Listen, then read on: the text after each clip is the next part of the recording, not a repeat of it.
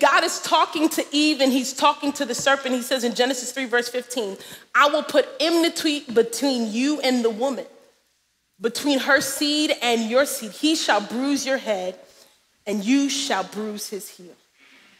And he's telling the woman even before that you are going to have a seed that's going to defeat the serpent even though you couldn't.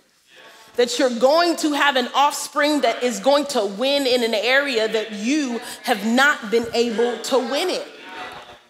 And I love this story of Genesis 3 verse 15. It's so significant for me because a few years ago, I got into a car accident and I had all kinds of injuries. This accident happened in Mexico and I had broken my back. I lost my spleen. I had injured my diaphragm. All of my internal organs were injured. I was in a coma for 10 days. And I remember waking up out of that coma, getting back here to Miami. And I did some checkups and the doctors were like, well, you know, you're going to take some time to recover, but there's one thing that I want you to pay attention to.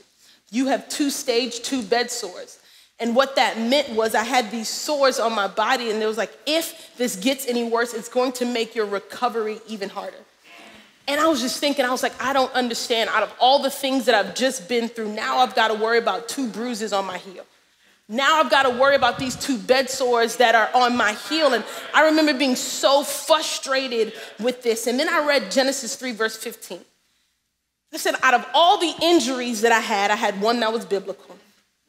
And not only it was biblical, it was talking about victory.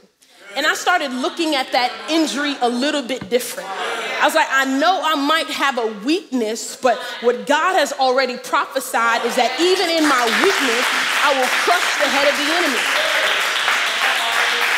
And so I could walk around with my bruised heel and already know that I'm gonna win. And for many of you, you are walking around with a bruised heel. You're walking around with a weakness. You're walking around with an addiction. You're walking around with something that you can't beat. But I come to tell you that even on your worst day, you're better than the enemy on his best day. That even on your worst day, you can still crush the head of the enemy. I don't care what your weakness is. God has already given you the victory.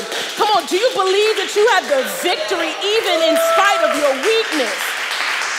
That you will crush the head of the enemy. That thing that you thought counted you out actually counts you into the presence of God. That thing that you're ashamed about, that thing that you don't want to tell anybody about, God's like, I'm going to use that weakness for my glory. 2 Corinthians says, but he said to me, my grace is sufficient for you, for my power is made perfect in your weakness. Therefore, I will boast all the more gladly about it in my weakness, so that Christ's power may rest on me. Do you know that that weakness, that bruise will crush the head of the enemy? My favorite preacher says it the best. She said, bruised heels still crush serpents' heads. So it doesn't matter what bruise you have, you can crush the head of the enemy.